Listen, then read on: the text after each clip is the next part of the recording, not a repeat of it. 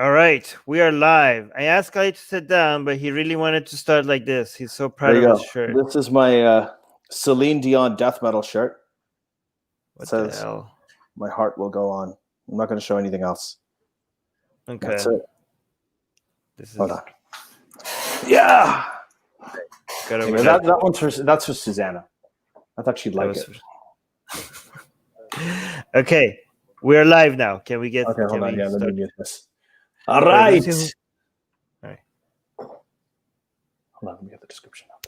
Who's in the live chat? Wait. Who? Let me see who's in the live chat. Susanna, Nick, who is it? Donnie, Ali is here. All right, cool. Wow, we have. I'm here. Guys, I see. No, what? By the way, why do you come with this channel? Like, either I told you to either pick professional novice or Ali Rizvi. Now you made it worse. Yeah, no, I haven't had the chance to change it. I'll change it. Oh, Mars is here. Hi, Mars. Susanna. Okay, I am a proud member of Siraj Habibi Army. I don't get that joke. Siraj Hashmi is a Twitter guy who comes up with this list every day where he tells people. All right. We should do the opening. Should we continue with the Siraj after the opening? No, we'll start with that. No. Let's not talk about that. It's not that interesting. Let's get into the news. Let's get into whatever we're talking about. Okay. Welcome everybody to another episode of Secular Jihadists for a Muslim Enlightenment. My name is Ali Rizvi, and with me on this blessed day is Armin Navabi. Armin, do you have a middle name? No. You have a middle initial? Nothing? Just Armin Navabi. What's your full name? All right. Just move on. Okay. All right. Oh, there's some skeletons here. Yeah. So, assalamu alaikum wa rahmatullahi wa barakatuhu, everybody. We're talking about something kind of interesting that happened in the news. One of you guys all know Ayaan Hirsi Ali. Ayaan Hirsi Ali is, this is somebody who's wrote the amazing book Infidel, just the darling of everybody, widely acclaimed book, especially by liberals at a certain time ago. And she recently was on Tucker Carlson, where she was talking about how Joe Biden wanted to enforce Sharia law in the United States. So we thought that was kind of interesting. We thought we'd kind of dive into that and see where we stand on it. I thought it was really bizarre. I will eventually see where Armin stands on it too. So this is, a few years ago, there was concern that a lot of these Western politicians were pandering to Islamic apologists, right? So you have the regressive left and all of that. We all wrote about it. We all talked about it. They thought that they would usher in Sharia law, even if it was partial, allow Sharia courts. Maryam Namazi had the One Law for All organization where she was trying to fight against this as well. And then now at this point, you've had this thing from Ayaan Hirsi Ali on the Tucker Carlson show. And we wanted to see if this is still a concern, right? So we'll talk about what Joe Biden said to a Muslim group that he was speaking to, where this controversy arose. We're also going to talk about the status of Sharia law and how much of a threat it is now to the West as compared to before. A few years ago, we're going to talk about taqiyyah, what people mean by taqiyyah, and people lying about being secular when they're not. We'll talk about stealth jihad, which is the title of a book by Robert Spencer. He talks about how there are covert jihadists here, or people who don't overtly promote jihad, but they're sort of covering for them. And also the power of political organization. Why was Joe Biden pandering to these people? Why does he want their votes? And is this something that secular and ex-Muslims can learn from? Should we be involved politically so we can get politicians to pander to us as well and give another side of the argument? So here we go. This is what we're going to do. We're going to start with the clip, actually. Armin? Yes. Okay. I think he's going to put it up, so let's play the whole thing and see what we're talking about. I'll mute myself. All right. I'm going to play this. You guys in the live chat, let me know how the audio is as soon as I play it. Joe Biden may not always recognize his own wife, but he has not forgotten how to pander to voters. That's an ingrained skill gained over 50 years. Here he is on a video conference with Muslim activists. Muslim communities were the first to feel Donald Trump's assault on black and brown communities in this country with his vile Muslim ban Under this administration, we've seen an unconscionable rise in Islamophobia. The incidents, including kids being bullied in school and hate crimes in our communities. If I have the honor of being president, I will end the Muslim ban on day one. Day one. Thank you so, so very much. And may peace be upon you. Bet you didn't know we had a Muslim ban. Oh, because we don't. But here's something really surprising. Joe Biden, after a lifetime on the left, now supports bringing religion back into schools. Watch.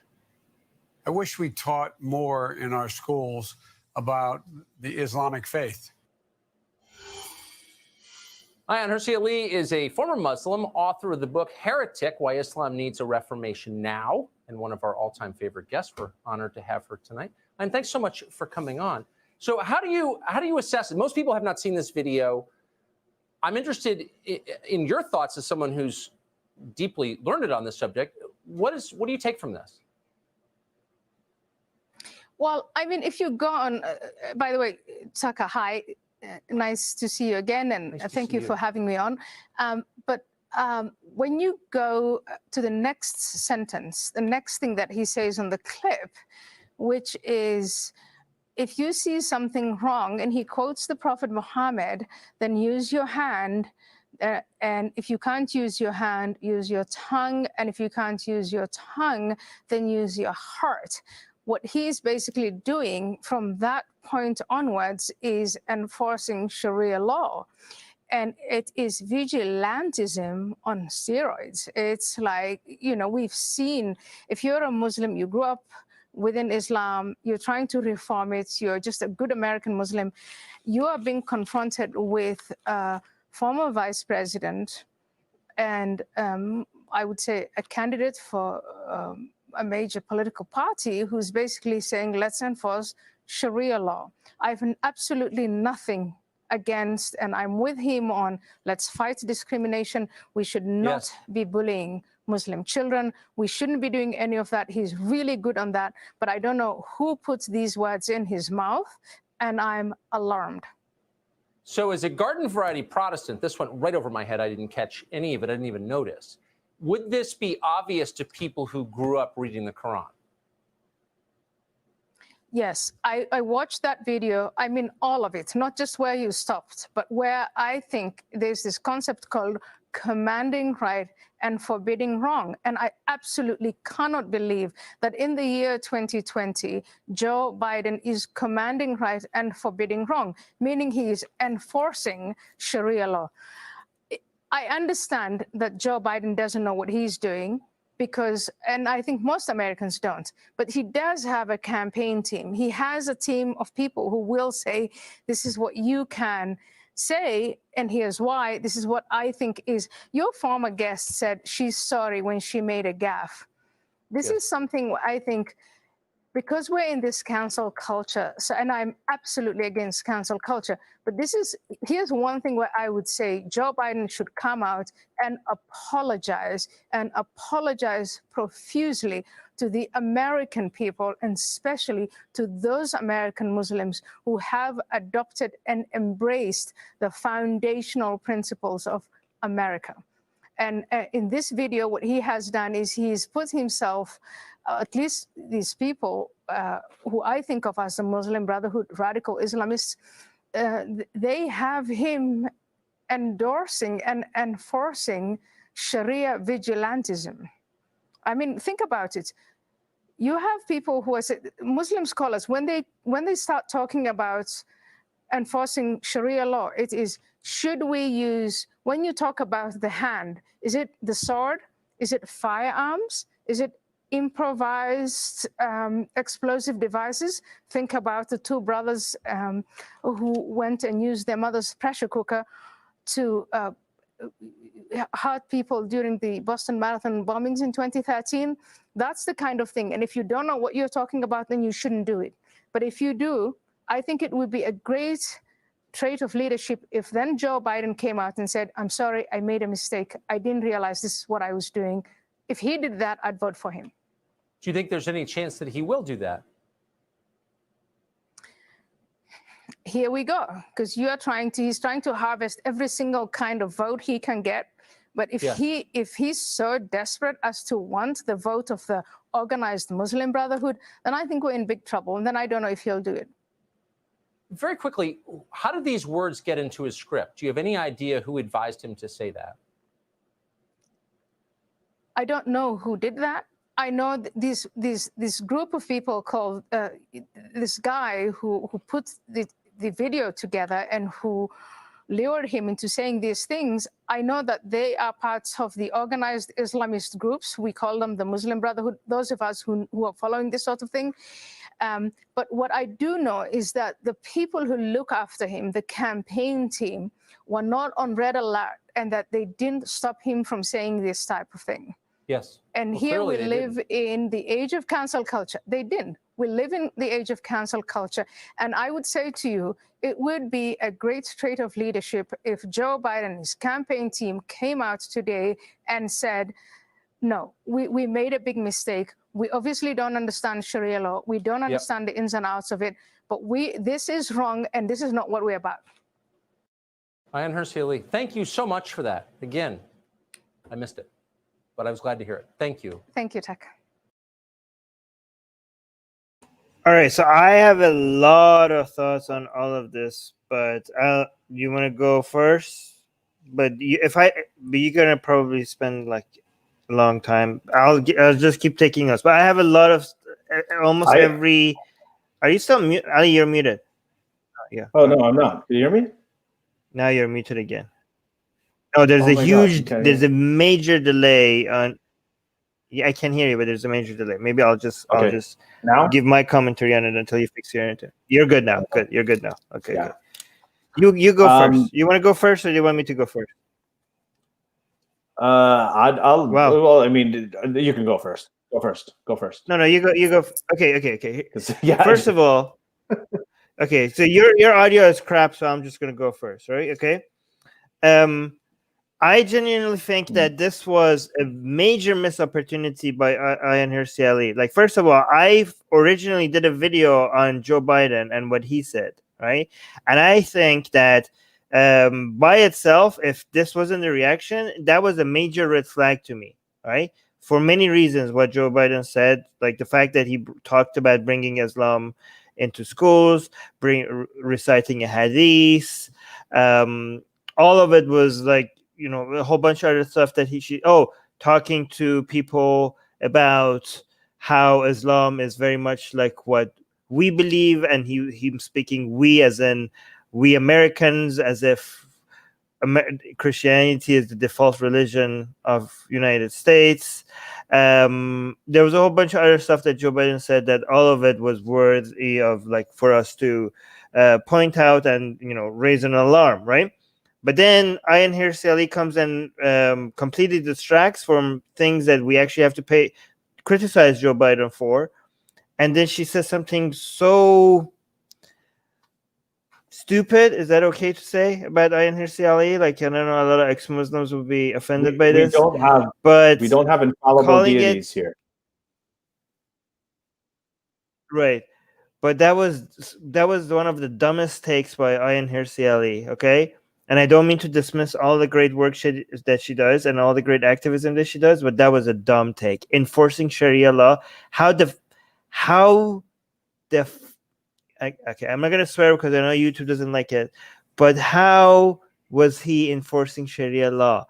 Why can't you just mention the fact that he shouldn't be reciting scripture, especially a scripture so a hadith that is so problematic, right? This was a hadith that is used for a very popular concept in Islam called Amr bil Ma'ruf and Nahy anil Munkar, and that's what she was referring to, right?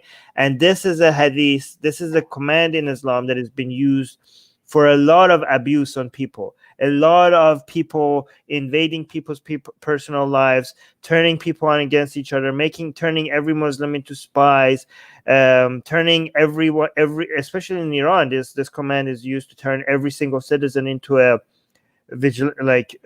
giving the authority and the excuse and the legal right for anybody to take the law in their own hand and enforce Islamic law on anybody around them as they will, right? This was a really, and this is the hadith that Biden decided to recite. So it is a problem. It does deserve to for people to criticize for Biden for mentioning that, but enforcing implies a lot. Like, see, this is a problem, and then by exaggerating the problem, then you're going to completely dismiss the problem that we wanted to actually address to begin with, right? Enforce them imply, like, how is he enforcing it? For you to enforce something, you need to have a force behind it, penalties for people not abiding the rule. Like, that's what you think about, like, like actually using legislation and the police and so, like, no, this is like light years away from anything that could be even resemble enforcing Sharia law, right? She at some point in her when she was talking to Tucker Carlson, at one point she said endorsing and enforcing. At first she said enforcing, but then later on she said enforcing and endorsing Sharia law. I'm like, oh my God, maybe endorsement would have been just great. Maybe you should have just said endorsement, right? But now the discussion, instead of saying, it turned from being like, why would Biden be reciting hadith, Islamic hadith? Now the discussion has switched to, why is Ayaan Hirsi Ali such a fear-mongering, person, about like trying to make, here's the creeping Sharia people. Here are the people that want to make it look like Islam is taking over the United States people, right? Now that's the discussion now instead, right? So everything, it's a major distraction from something that we actually wanted to bring some attention to. Anyway, that's what I think. What do you think? Mm-hmm. How's the delay thing? Is it okay? Yes, better now, I think. All right. Still So pixely, but that's fine. Yeah. Well, could you, audience, if you guys can see me okay and everything, that's just let me know. Yeah, I am pixely, actually. I can see on the YouTube. Okay. I want to start with actually talking about the quote. So what happened was that someone had tweeted, one of these guys who was against it, they quoted Joe Biden as saying, quote, "We need to teach our children the Islamic faith in our schools," end quote. That was the trigger point. And when that happened, this clip of Biden on this meeting with a group called Engage. It's a combination of empowering and engage, which is basically just a American Muslim group, advocacy group. This video started going around, right? But nobody really actually looked at the real quote. So the real quote that he said, he didn't say that, he actually didn't say, "We need to teach our children the Islamic faith in our schools." What he actually said was, look, one of the things I think is important, the quote, look, one of the things I think is important, I wish we taught more in our schools about the Islamic faith. I wished we talked about all the great confessional faiths. It's one of the great confessional faiths, end quote. Now, when they talk about the great monotheisms or the great confessional faiths, they're basically talking about the Abrahamic faiths, Judaism, Christianity, and Islam.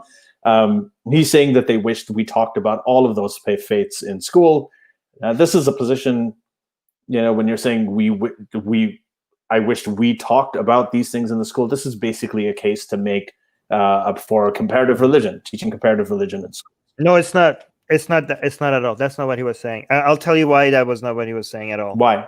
He was specific. No, I'm not saying he's saying. No, he's not. He was not making a case for the comparative religion studies that we endorse. We think like actually studying the history of religion in an objective and secular way is actually helpful, and actually produces more ex-Muslims and atheists of other religion as well. That is not at all what Joe Biden was suggesting, in my opinion. Given his audience, given the lack of understanding and nuance Joe Biden seems to have about anything religion related, and given the context of what he was talking about when he was saying, that he was suggesting that Islam is good because it's similar to Christianity, right? Given those three things, I could explain each one of them. we keep saying like, yeah, actually, if you study Islam in an objective way, in comparative studies and stuff like that, that is not what Muslims want. That's not what Muslims would. And he was specifically, this clip that went out wasn't originally for mass consumption. That was being targeted at this group called 1 million Muslims, something like 1 million Muslims voting. So basically, this was specifically targeted towards a Muslim audience. Given that context, he was speaking about Islamic propaganda, like actually teaching why Islam is good and not a harmful religion. So that's the audience, right? And also, if you actually listen to Biden talking about religion and stuff, like he was like saying, I don't know if you heard, he was saying Islamic phobia.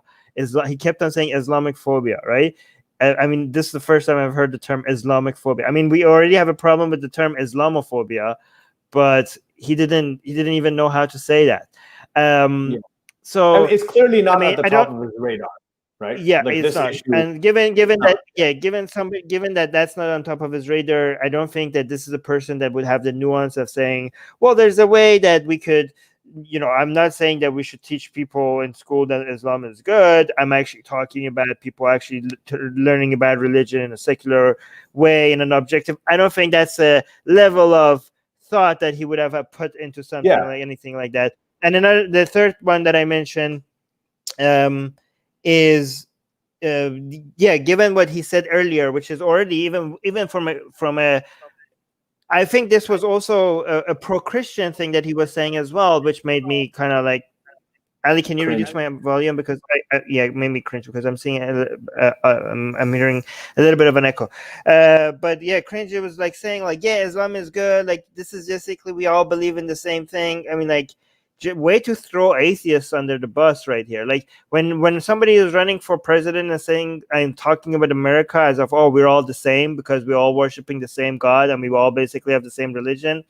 Even if he wasn't talking about Islam, the fact that he speaks about we as in a way that seems like talking about American and Christian interchangeably, that is like that's a major red flag, right? But in that context, when he was trying to endorse Islam by saying like we're all the same, and that's why we should learn about Islam the same way that we're learning about Christianity, to me that suggests like, oh, we need what he was saying is that we need to learn Islam in school so that people could see how good Islam is. Do you really think in that context it's actually talking about like a Bart Ehrman analytical analysis? Like, given that a lot of people are like, oh yeah, Biden is saying good. Actually, studying Islam in that way will produce more ex-Muslim atheists. Do you think that's what he's endorsing when he's talking to a group of voting blocks that are Muslims? No, not at all. But I disagree. I think that you could read this and plausibly look at it and come away with it saying that, okay, he thinks that we should talk about all of the different faiths in school. People should learn about each other's religions because we all kind of come from the same kind of thing. He actually said, we come from the same fundamental basic beliefs. And so that was also part of his quote. He's like, yeah, we should talk about all of the great faiths. We should write this. So he's obviously not going to say that religion is bad and I want to create more atheists, because that's not his position. He's a religious guy. He's a Catholic. He has that little that bruise on his head during Lent. He's got the whole thing going. Like So he's I think that you could plausibly look at it. The thing about him is, I'm reading Jeremy Frank in the Patreon comments. He's saying part of the problem with analyzing what Joe Biden is saying is that he routinely fails to produce coherent sentences. Now that's true in other places, but in this case, the problem wasn't that this wasn't coherent. It was actually quite coherent. But what it wasn't was specific. It was vague. It could be taken any way. A secular person could look at this and say, yeah, we should learn about the faiths of different people. No, you can't. That's my entire point. Given his audience, that's your point, Armin. Armin, that's your point. But what I'm saying is that a secular person can look at this. I am a secular person. I looked at this. I interpreted this as, okay, he's saying we should talk about all the great conceptual faiths. We shouldn't teach Islam. We shouldn't teach Christianity. Right. That's not what I'm looking at. So, and obviously, it depends on if you like Biden, if you don't like Biden. So the point is, this was vague enough for people to look at any way they wanted to. However, what it was not, like expressly, and this is where we agree, it was not an endorsement or of Sharia law. No, it was It not just an wasn't. enforced. No, it wasn't And it was an endorsement. It wasn't an enforcement. it wasn't even an endorsement. Look, when you're talking about So Sharia the law, hadith part it is. The hadith part it is, unfortunately. yeah, the Endorsement hadith. is a very low. So the- hadith part. So we're saying that this isn't even at the top of his radar. Let me say a couple of things over here. Unknowingly, unintentionally, Uh-huh. it was an endorsement. So let's talk about, okay, let's say you have the Islamic faith. I'm still learn- hearing some echo. I don't know why. Yeah. But go So on. so you're talking about teaching about the Islamic faith in schools so Mm-hmm. that people learn about the Islamic faith. That's, the face value definition. And then you're talking about even endorsing Sharia law, where Sharia law means a legal system that puts Islamic rules and regulations in place to govern part or all of a society. Okay, those are two different things. If you're teaching somebody about a legal system in school, We're not talking about the school part that was the endorsement, obviously, Ali. I'm talking about the hadith. okay, The so hadith, let's. he but- reciting the hadith. So Obama went to Cairo in 2009, and he cited the hadith that in the Quran. It's he's recited a Quranic verse in the Quran. It says, "Whoever kills one person has killed as if they've killed everybody." And That's not hadith, that's the Quran. that's a Quranic verse. So he quoted that. Yeah, now the thing is, what he That's didn't not know. part of the Sharia law. That's just a statement. Like that, the Amr bil Ma'ruf and Nahy Anil Munkar is an actual. So part of read out the Sharia full law. hadith in English, just a translation, just what it sounds like. Do you have it with you? Yeah. Okay, so here's the hadith, but then I'll give you some context. I'm still hearing a lot of echo. I don't know can you actually reduce my volume even more? I'm at the lowest. I'll tell you what. Let me switch to my 5G. Maybe that helps. Hold on. All right, so this is the hadith, everyone. It says, I heard the messenger of Allah say, whoever of you sees an evil, let him change it with his hand. And if he is not able to do so, then let him change it with his tongue. And if he is not able to do so, then with his heart. And that is the weakest of faith. This is hadith. Now what? I don't know. This is, which hadith is this? Here, I'll actually show you. I'll show you the screen. This is just share the screen. Yeah, I Because actually wanted to show you guys this because I wanted to show you how I agree with and disagree with Muhammad Sayyid on this a little bit, right? Mhm. So here's the hadith. And before you do that, I want to make a point. The reason I'm asking you to share this, so I'll read it out. I heard the hadith is, I quote, this is from Muslim 40 hadith, Nawawi 34, hadith 34. I heard the messenger of Allah say, whosoever of you sees an evil, let him change it with his hand. And if he is not able to do so, then let him change it with his tongue. And if he is not able to do so, then with his heart. And that is the weakest of faith.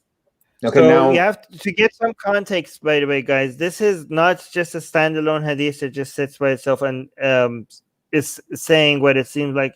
So this is part of a larger group of hadiths, and even Quran. There's also hadiths, at least I think three Quranic verses referring to this.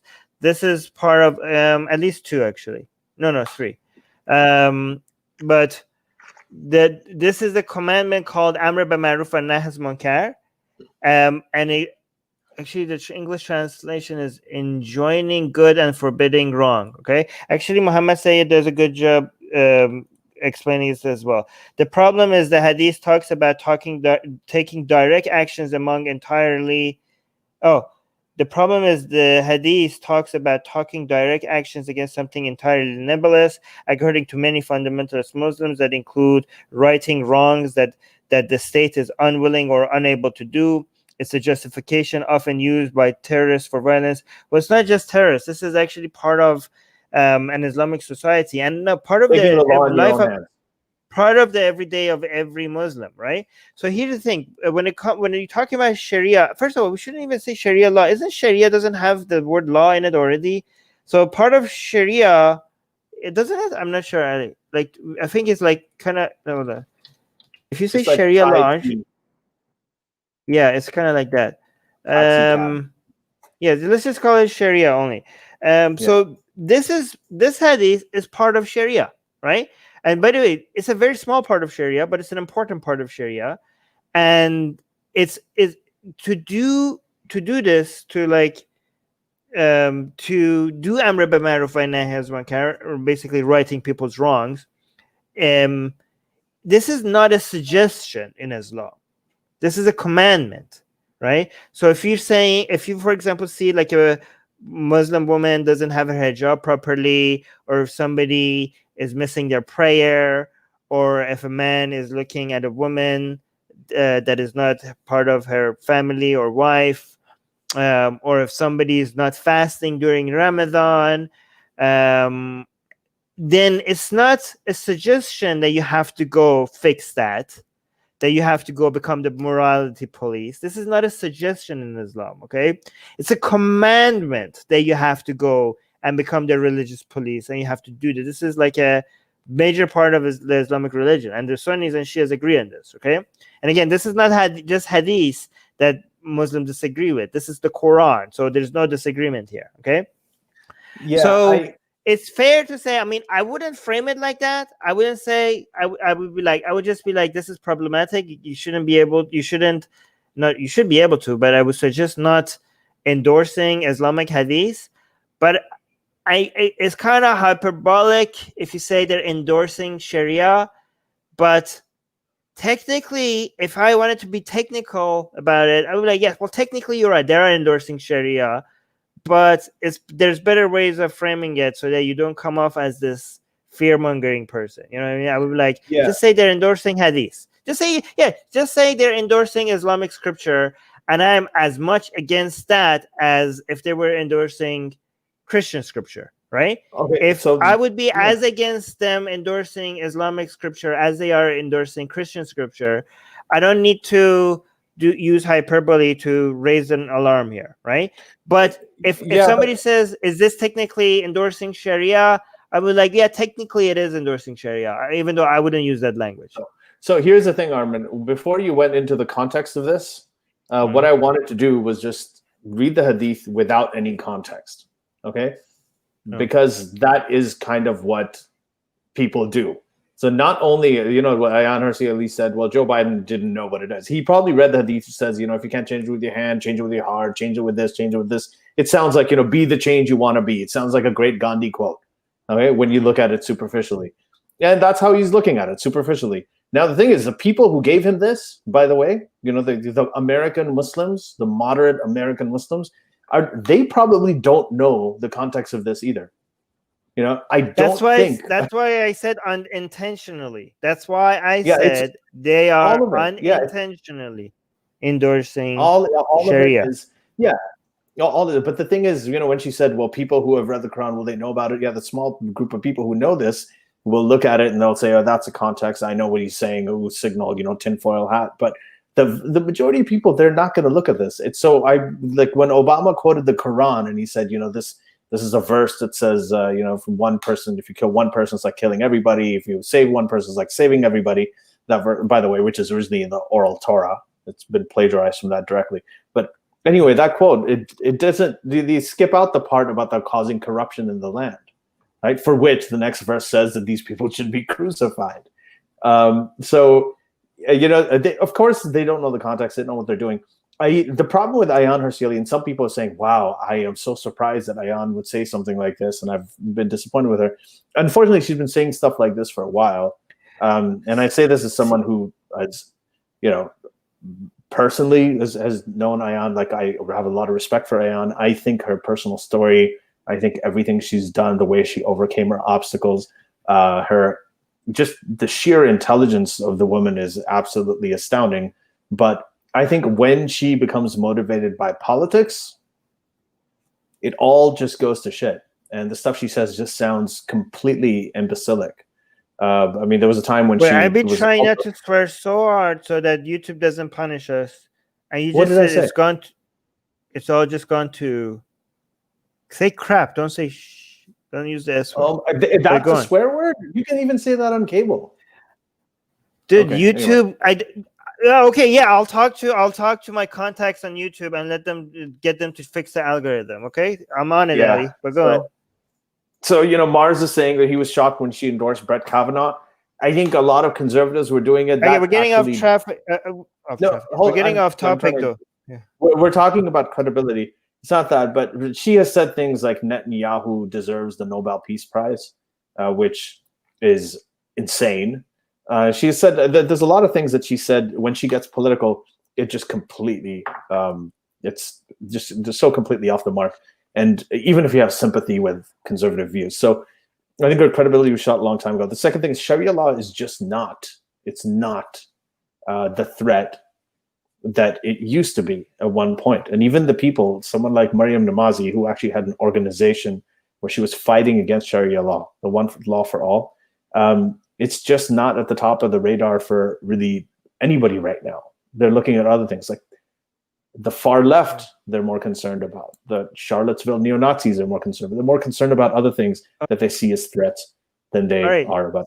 Here's the thing, though. In a normal situation where all these red flags, right now we're being buried under lots of, a tsunami of red flags, especially with Trump in power.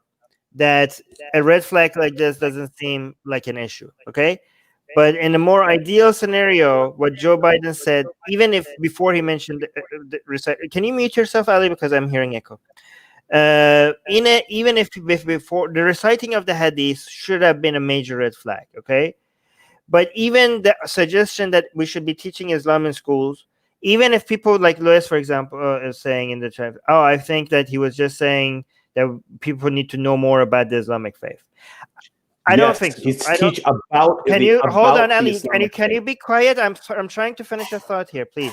Go. No, he wasn't.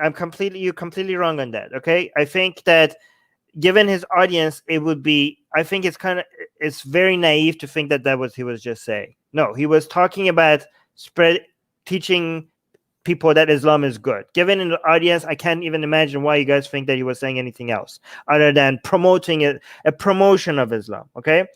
The problem is that even if he wasn't, it should be a red flag. It should be like, can you actually clarify, please? Like, it should be at least a red flag and enough to say, hey, can you actually clarify what the hell are you talking about?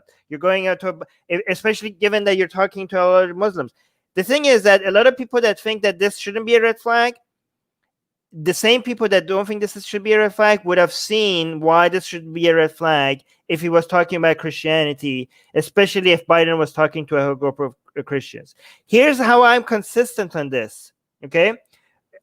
Unlike Ayaan Hirsi Ali or Tucker Carlson, they wouldn't see an issue if Biden came and said, like if he was speaking to a whole bunch of Christians and Biden was saying, we need to teach Christianity in schools. Because if as an atheist or a secular speaker was telling a secular audience, an atheist audience, that we need to teach more about Christianity in school, I think most of us here would be like, yes, we should. That's great. Yes, more people do need to know more objectively about Christianity in school. That's a great thing, right?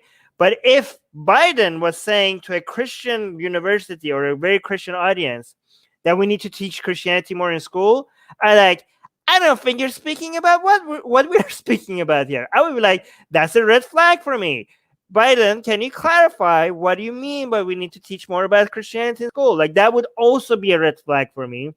That would not be a red flag for Ayaan Hirsi Ali or Tucker Carlson. And that's why they're being hypocrites, right?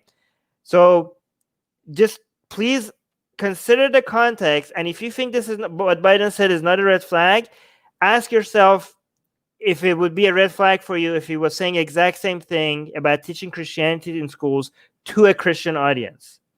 Go on, Ali. So I think that it's this is something that Republican presidents have said before. It's something Democratic presidents have said before. Candidates have said when they're trying to get the Muslim vote. George W. Bush used to talk about a lot of this stuff. Islam is one of the great religions and so on. Donald Trump he called Islam one of the great religions when he hosted an iftar party during Ramadan. So you got a bunch of, he said the same thing. They pander, they say these things. I feel like I just don't think that I don't think it's a red flag. I think this is actually fairly routine. when he says we. Ali's getting cut. Is he getting cut just for me or for you guys as well? This is good. Am I getting cut? Sorry, I've been having trouble with my connection today. Yeah. James is saying Nobel Prize for Netanyahu is insane, question mark. What did Obama do to deserve it? Well, Obama didn't do, neither of them deserve it. But go on.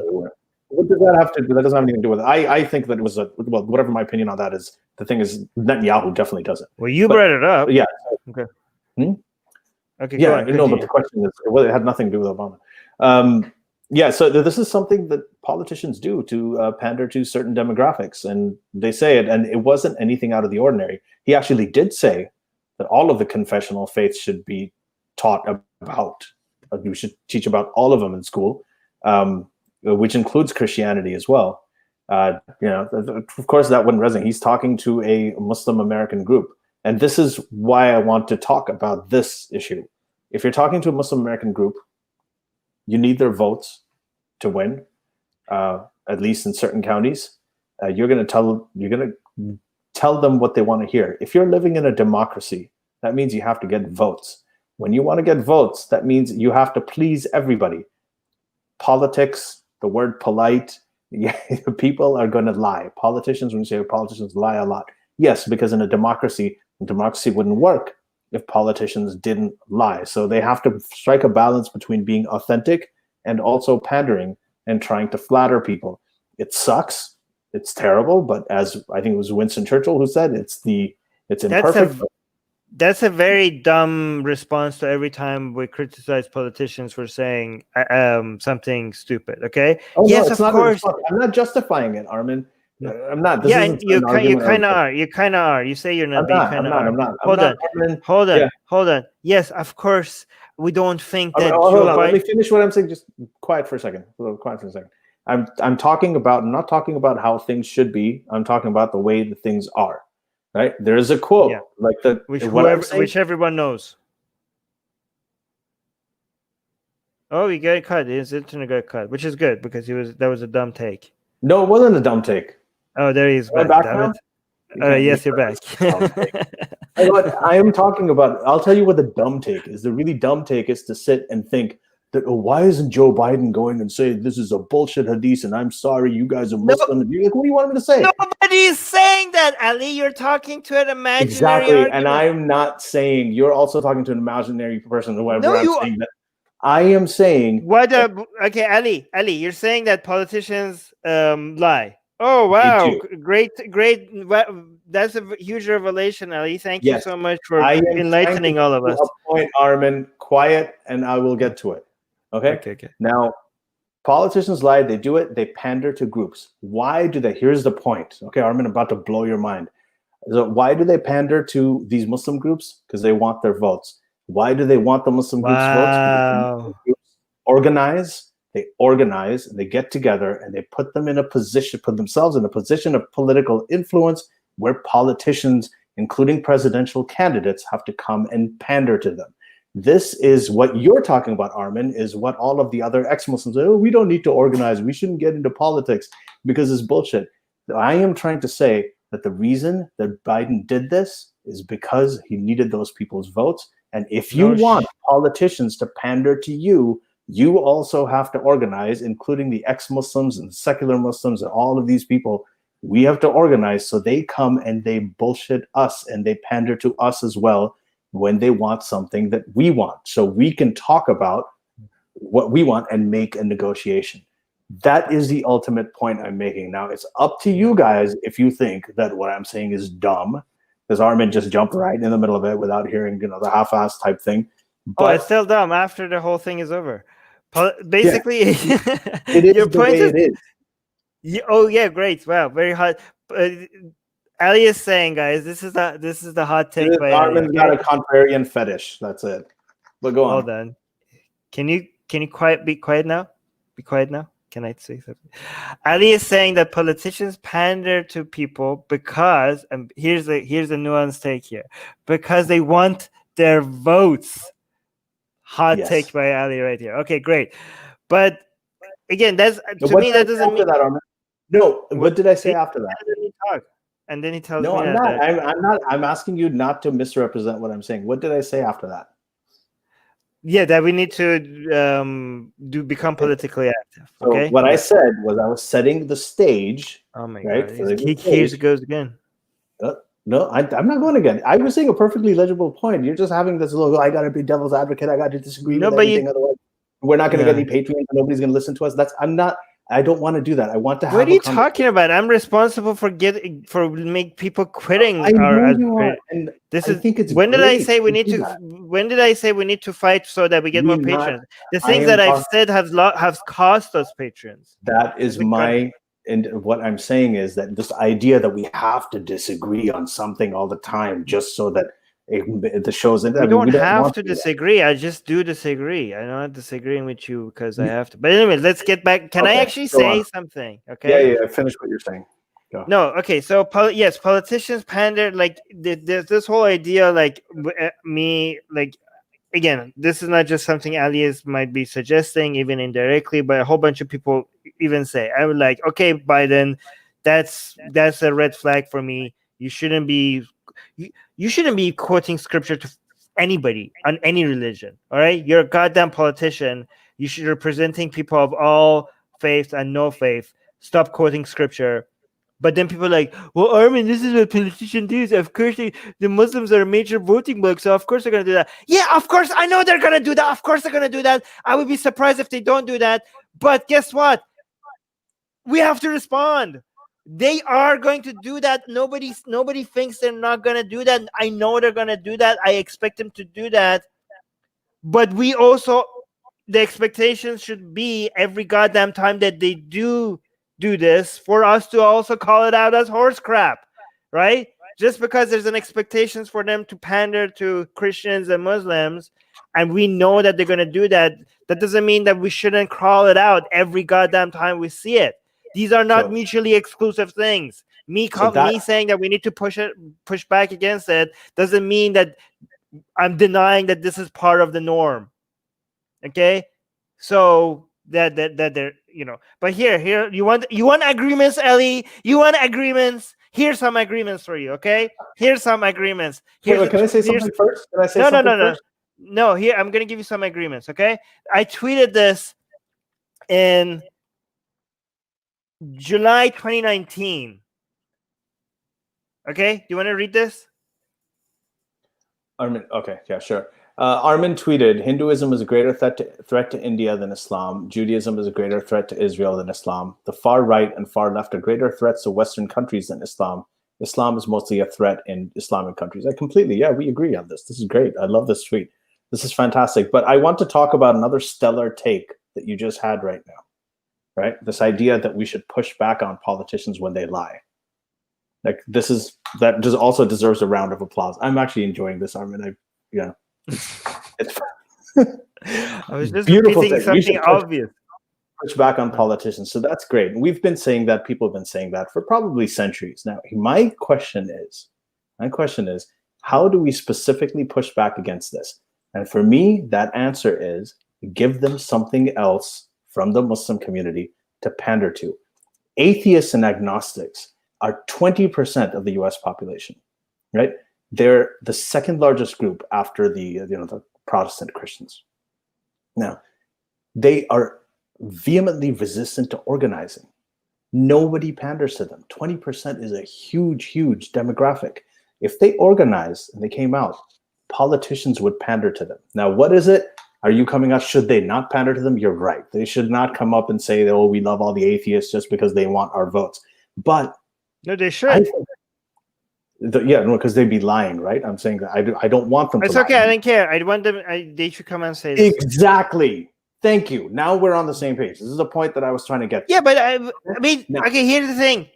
That's only one of the main points of everything we do. You can make all of the videos you want talking about how Biden was pandering. He shouldn't have done that. Politicians shouldn't lie. It's not going to matter shit until you organize as atheists, as ex-Muslims, and form a lobby where people are pandering to you too, and you have a say. That's all I'm saying. Such simple. That's crap. That's a dumb take by you. Okay, Ellie. Here's the thing. Okay, let's not organize. Let's just let them. No, see, you straw man, everyone. Here's an example of straw man. You saw it. Okay, so here's the thing. person. Go No, ahead. straw man. Straw. Never mind. Offspring, yes. Why sons, Okay, not daughters? Yeah, I get it. Go. You don't have to wait for us to become a major voting bloc or politically organized for you to call crap out. You're like, oh, your video calling this out is not going to do anything. Yes, it is. It's not just my video. It's a whole like an army of people calling this. Like, oh, let's not call crap out until we become politically organized. Is that your hot take, Ali? Is that what you're saying? Like, oh, this is not going to matter until we're politically organized. That's what you said. No, we need to, even before we get there. No, I didn't say, right now. When did I hold say you on? should not call crap out? Hold on. Guys, rewind it and watch it. He said like, oh, it's not going to matter. You said the video calling out. Should not. Hold on. You said the video. Said the videos of us calling it out, it's not going to matter until we become politically organized. It's not going to matter. But I want to ask you something else. No. Did I say you shouldn't do the video? No, it does matter. It does matter. People need to voice their opinions on things, even if they're not yet politically a major voting bloc. It's not going to go anywhere until you organize as a community. It will be. No, it's not a binary thing, Ali. It's not like, oh, without becoming politically very influential, you get the things you want, and without it, nothing will happen. So saying stuff is going to be as the same as not saying anything. It's not a black and white like do it. No, even before we get to this ideal place where atheists are something that the politicians feel like they need to pander to, even before we get there, you should still call out crap when you see it. Yes. And it is helpful when you do that. I mean, into both of our careers, a large part of it is based on calling out crap when you see it, calling out the lies of politicians, calling out John Kerry when he was saying, use the word apostates as a bad thing for ISIS. It's all this stuff. It's all in, you guys can read my book. You can buy it. But Marshall. If you guys like this, you should see the last conversation we had with Obaid. And I've become the villain here, and I think it's a little bit of fun. I'm enjoying it. So in any case, so I'm not saying that we shouldn't call them out. I'm not saying that. And when I'm saying you're taking me very like it doesn't matter. That if it didn't matter, I wouldn't be doing it. I don't mean it doesn't matter in that sense. I'm like what I'm saying is that the reason that it doesn't matter much in the long run, in this context, is because these politicians go out and they pander to Muslims who are less than 2%, less than 1% of the US population. They pander to all these other groups that are very, very tiny. And the atheists and the religious nuns, NONES, are actually 20. They're bigger than the Muslims, Jews, Hindus, and everything combined, right? That's how big the demographic is. They're just very, very resistant to organizing. So we sit here and we do our YouTube shows and everything, which, okay, Armin, I'll concede that they do matter. But we sit here and we do all this stuff year after year, write op-eds, write articles, write books, do podcasts, and eventually, ultimately, we just don't organize politically. You have to organize politically. You have to, if you want these people to come and have it and not be frustrated by stuff like this. That's all. That's the only point I'm making. And I don't think that's controversial at all. No, I agree. I mean, that's what atheists you guys do. Like, you organize. That's one of the great things about you guys. Right. But even, exactly. That's what the vacuum that we're trying to fill. And globally, because locally, many other organizations are doing a great job. So, for example, Lewis is pointing out the Free Thought Caucus in the US, right?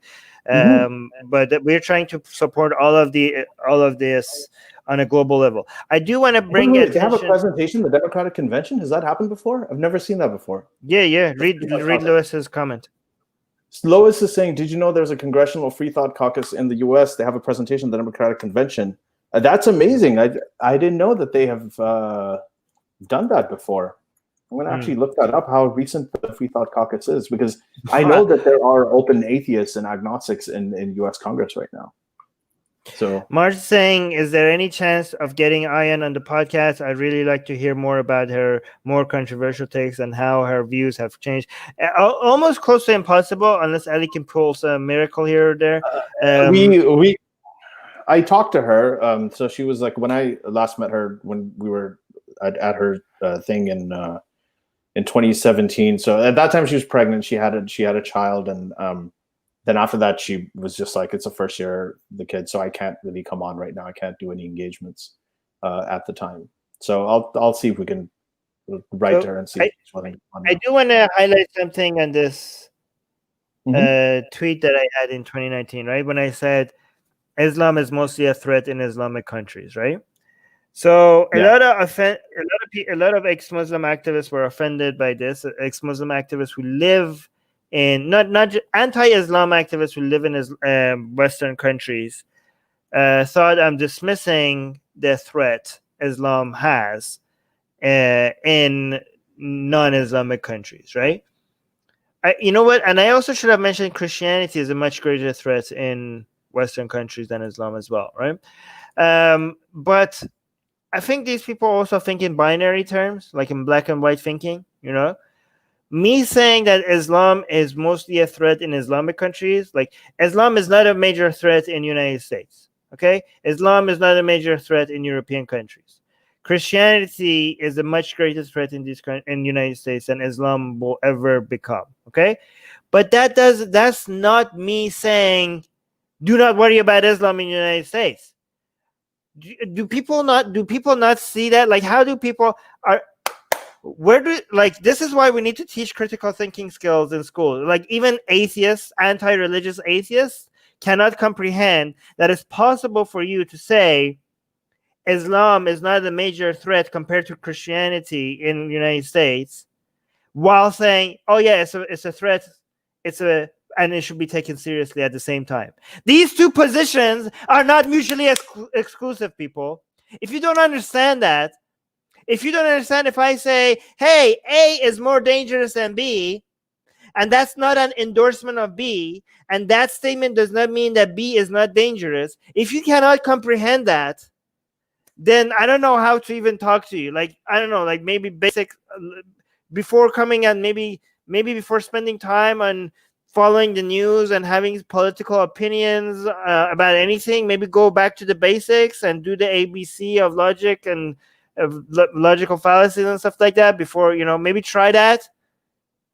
Before that, maybe you should consider keeping your opinions to yourselves. What do you think? On that, we're in agreement. Yeah, this is not something that I have any problem with. I actually really like that tweet, what you wrote. I think it makes sense. And this is actually,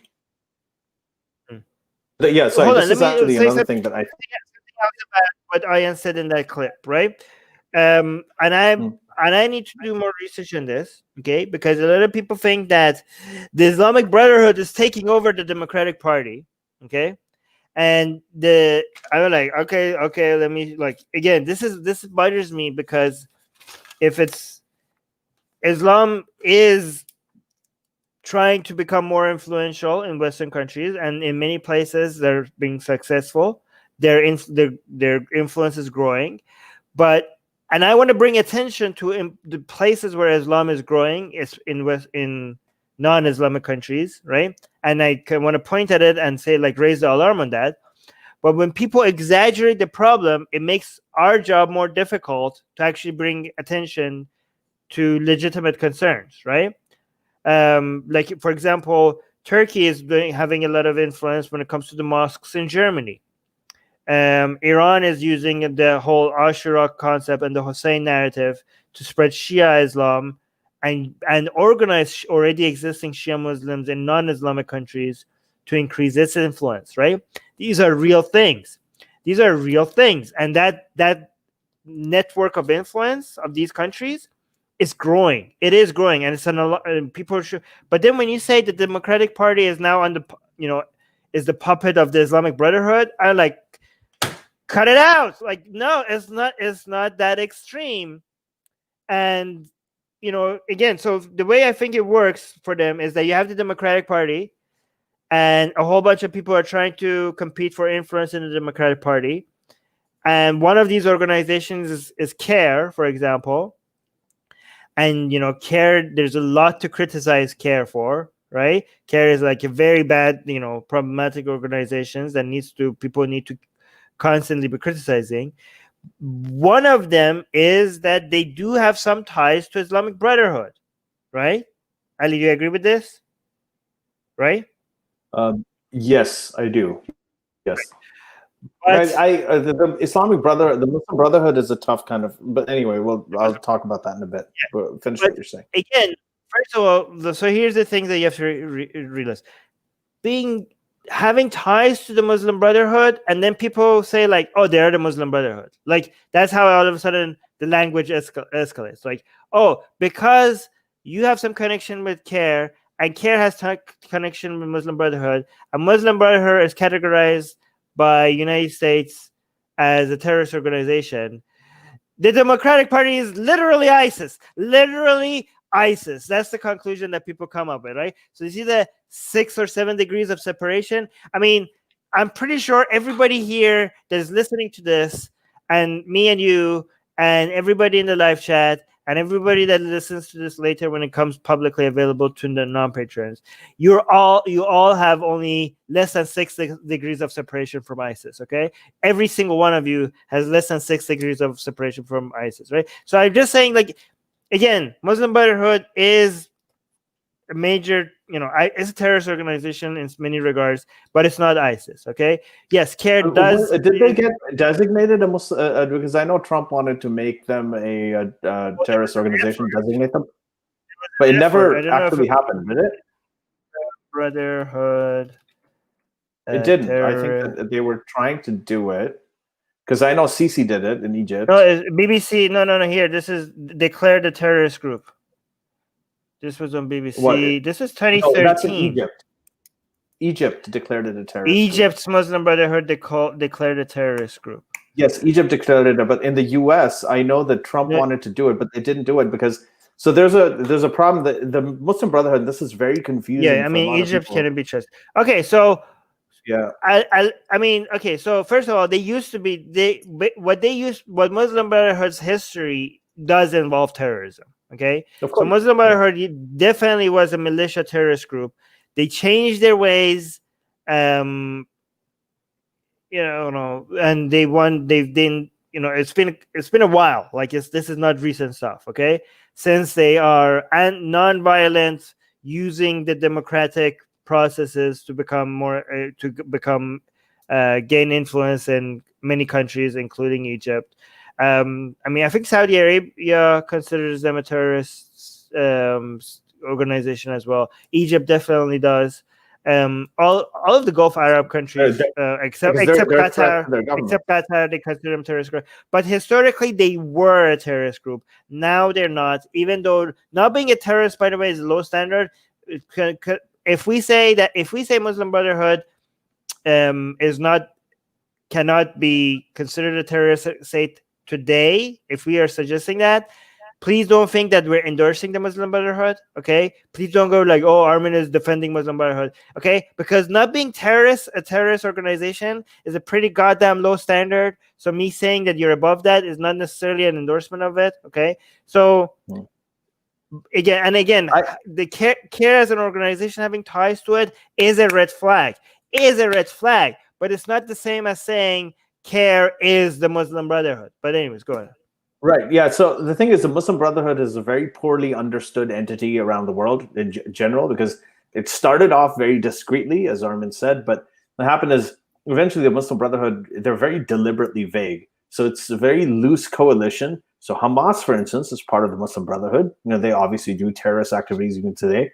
And then on the other hand, yeah, and then you have the Muslim Brotherhood branches in democratic countries. And over there, their whole philosophy is that, okay, over there, these places, we are going to work through the democratic system. We're going to work through the democratic system. We're going to try to get politicians on our side. They're going to lobby. They're going to do that. And that's how, CARE, which does have ties to the Muslim Brotherhood, that's how they do it. They work as a lobby group, right, for the government. Right. And so they use the system wherever it is locally to try and get their influence known. Wherever they can get away with, different kinds of activities, they do. So the Muslim Brotherhood doesn't have one MO.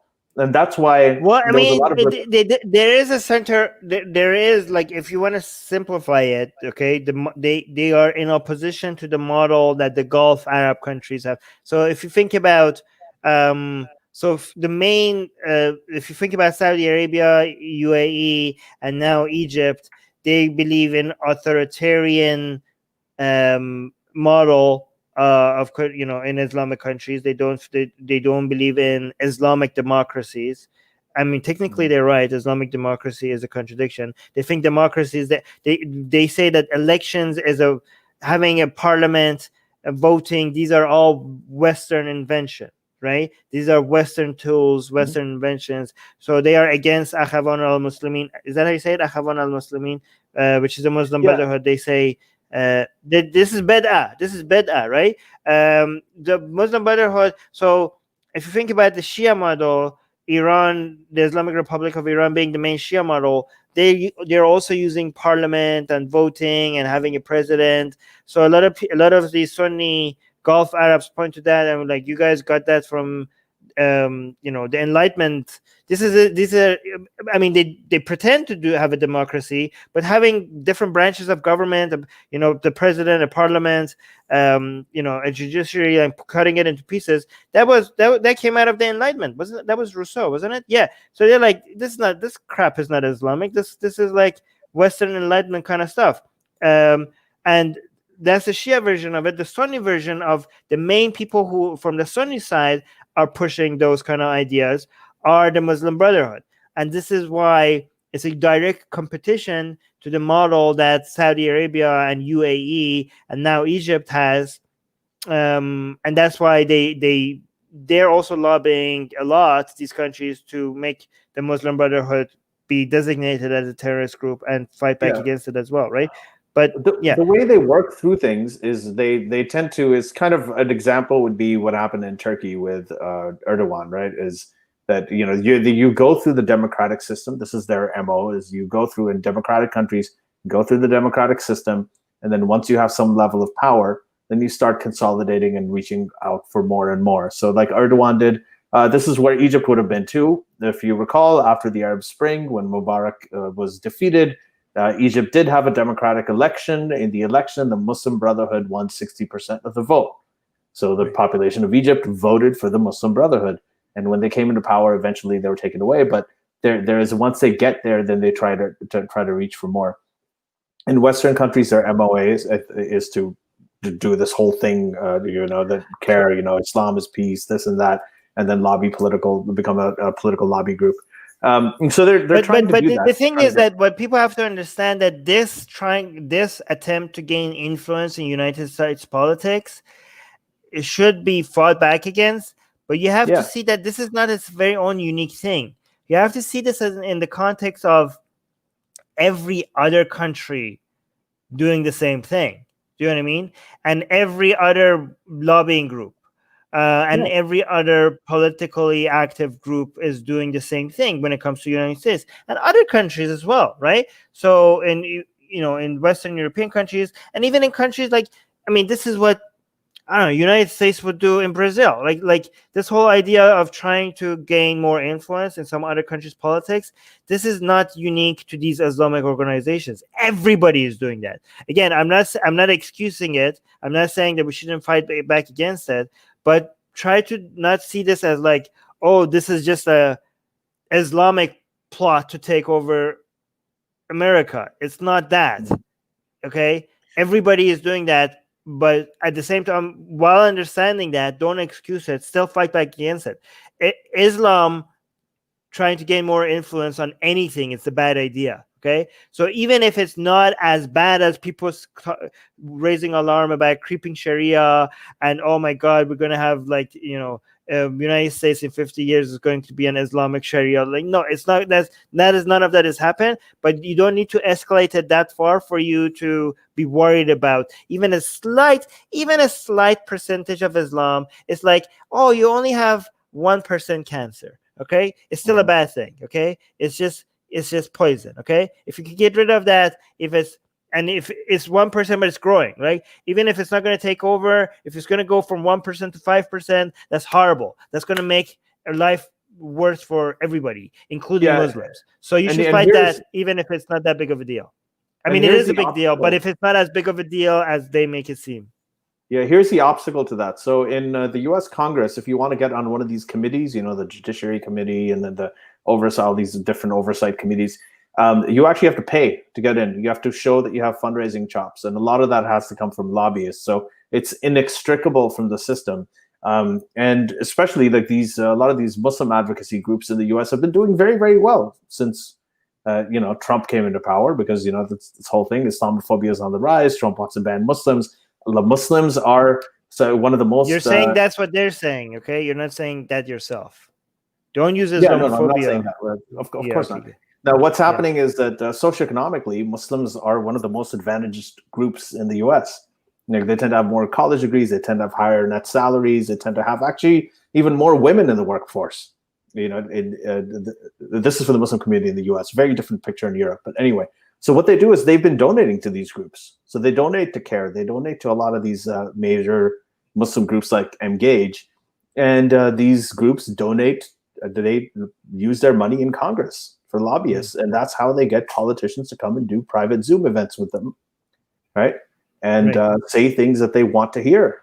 And that's how they do it. And this is something like, if there wasn't a requirement for people in Congress to have to pay and to raise money from lobbyists to be able to sit on these committees, you wouldn't have a lot of this problem. And if we had more than just one side of the Muslim community, more than just CARE, but also if you had secular Muslims organizing, if you had separate lobbies like that were able to donate, or atheist and agnostic groups that were able to politically get involved, then you wouldn't have a lot of this kind of pandering. So that is a way to fight back in a very practical and real sense.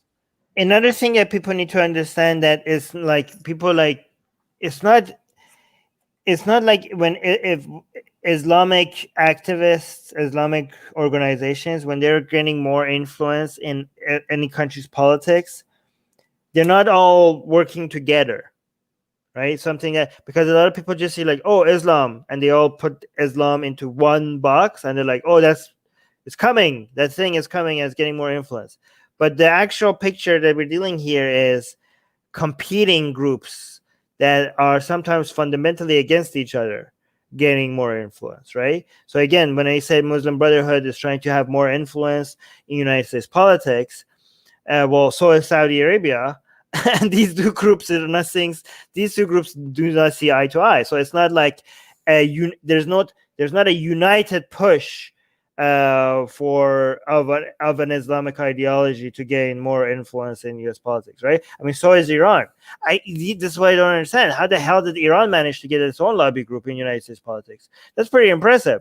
Like when you have the country that is your sworn enemy now has a lobby group for pushing politics in the United States. That's, I mean, if you could get that. But there's also like some transparent ways people that are doing that, and also some very sneaky hidden ways that are people doing that. And we already talked about that. But again, we need to, I hope that when people say that, I hope people don't dismiss the gaining influence just because some people are exaggerating, right? This is what I'm worried about, right? So I think people don't do both of these at the same time, right? Some people are doing fear mongering, and people pay attention to that too much. And the other side is that people are like looking at the people that are fear mongering and like, oh, look at these people, let's dismiss this as a threat. There's not that many people who are actually bringing attention to legitimate areas where Islamic ideology is gaining influence, and we're like, okay, ignore both of these people. This needs to be paid attention to, guys. Like this is not going to end the United States. We're not going to have the black ISIS flag being flown over the White House anytime soon. That's not going to happen.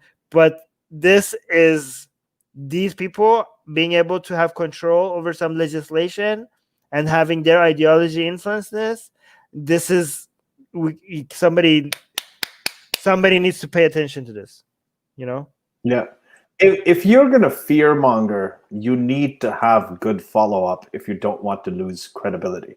Okay, there's a problem with, for instance, climate change, very serious issue. Everybody needs to be paying attention to it and working towards it. Everybody, it literally is an existential threat. Okay, now you have people who did all of this doomsday stuff that, okay, you know, everything's going to melt in 10 years. Like in the 90s, they were saying in 10 years is going to happen, 5 years is going to happen. New York is going to be gone by 2020. New York, you know, and they were saying all of these, making these predictions.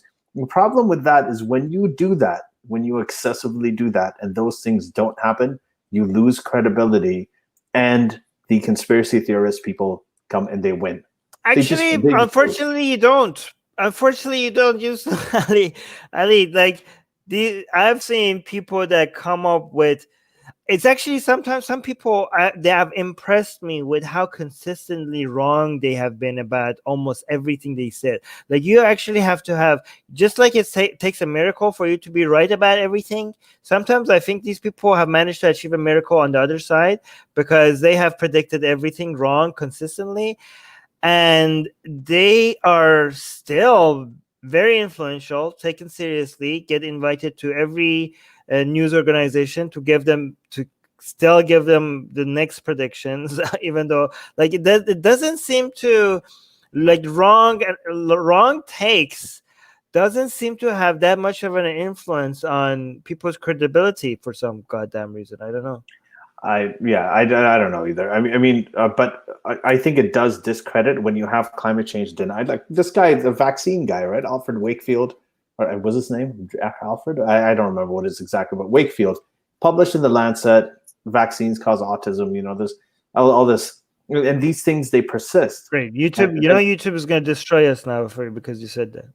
Okay, I don't know what YouTube does, but so when you have the fear mongering and you have specific predictions that don't come true, then it becomes a real issue. It had a problem with climate change. Then you have stuff like this. You have people talking about taqiyyah. Now, if there is, for instance, like a lot of these people, and this happened around 2014, 2015. We were ex-Muslims. We've been working on this stuff for years. We'd been criticizing Islam. We'd been doing all this stuff. Then immigration comes into the debate. And a lot of ex-Muslims came out and said, no, we think this is ridiculous. And we're not going to ban immigration to ban all Muslims. And then some of the people started calling the people who supported, who didn't want those immigration bans, those ex-Muslims, they started saying they're doing taqiyyah, they're not legitimate, they're regressive, they're, whatever it was. So then, you have these things that taqiyyah is going to take over, creeping Sharia is going to take over. You have Robert Spencer, who's got a book called Stealth Jihad. No, you don't need bombs, and Islam is going to take over. Invite him over. Huh? Invite Robert. Nick is saying invite Robert Spencer to the podcast. See if he's not. I've had. You know what? Let's see if he comes on. I don't know if he's gonna. I know he went on Invite him podcast, and he said that I lied about him and everything like that. I would. It's just it's a hard thing for me. Can you invite him? Yeah, I'll ask him. I'll see if he does. I can't DM him. Isn't accusation of taqiyyah a Kafka trap? Would that count as a Kafka trap? It is a Kafka trap. It is a Kafka trap. It's like white fragility, right? Like if you go ahead and if you say that, if you look at this thing that you're doing taqiyyah and you say, no, I'm not doing taqiyyah, like, see, I told you. And if you say, I am doing taqiyyah, then you confirm it anyway. You cannot deny it in any way. It's like the accusation of white fragility. If you respond to it and say, no, that's not right, like, well, that's exactly what the book is about. It is a Kafka trap. It's stupid. But in any case, I can't believe he actually says that. Is he joking, or is he seriously think that you're like a secret Muslim? Who? Robert Spencer. Robert Spencer doesn't think I'm a secret Muslim. That's not what is he? He says doesn't he accuse you of taqiyyah? No, he hasn't. Robert Spencer hasn't. A lot of his fans have, and he retweets them all the time. Oh, his fans. Oh, he retweets. No. Robert Spencer didn't. He has called people like Majid Nawaz and people like me and people like this is what I said, that I'm lying about him. He never called me out by name. Never called but I think he did call out Majid Nawaz by name, but when he talks about stealth jihad, right? A lot of times he thinks that Majid is he doesn't like the way he thinks that Sam Harris is being duped by Majid. It's stuff like that. He's got a lot of weird shit going on. He thought Obama was secretly being on the Islamic agenda, and he was sympathetic to it. So I don't know. There's a whole bunch of things. Maybe if he comes on, he'll clarify it. But that would be hilarious. I don't think he's going to listen to me, Armin. So yeah, I remember. Jeremy is agreeing with me. I thought I remembered him accusing you of taqiyyah. No, that never happened. Yeah, I thought as well. Oh well, if he did, I don't know. I'll look it up. I remember this was a few years ago. I would remember that though, because I remember you talking about it. Was it him or somebody else? I remember you saying something like this, saying Robert Spencer accused you of taqiyyah, and I was like, because I read some of his books, like not the fear-mongering books, but his other books, and I was like, he seemed a bit smarter than somebody who would accuse you of taqiyyah. So I was like, what the hell? No. I don't think he's specifically accused me of taqiyyah. The thing that he's angry about, where he thinks I lied about it, is the whole stealth jihad thing. So and I have said that people like myself. I was on some guy. This is what a lot of Muslims do as well. Okay, so this is the anti-Islam people are copying the Islamic fear-mongering type of people, right? So a lot of Muslims think like everything is being controlled by this Zionist elite people that are controlling every politician, and everything bad that happens is because of the Zionists, and they see their influence. There was a famous actual legitimate not legitimate actual example. This is not an exaggeration, of this guy in Iran, this politician. He lost his shoe and he blamed Israel for it. And that became, he lost his shoe in the mosque and he blamed the Zionists for it. And ever since then, he's been used as a joke to like people like everything bad, like people like, oh, the water is out, the Zionists, right? So, but I feel like in the same way that a lot of Muslims see the hand of Zionists behind a lot of bad things that happen that is not there, I think the anti-Islam people a lot of times see shadowy figures behind a whole bunch of things that is like when you look is like, yeah, no, like this is a bit too much. Not a bit, actually. You know what I mean?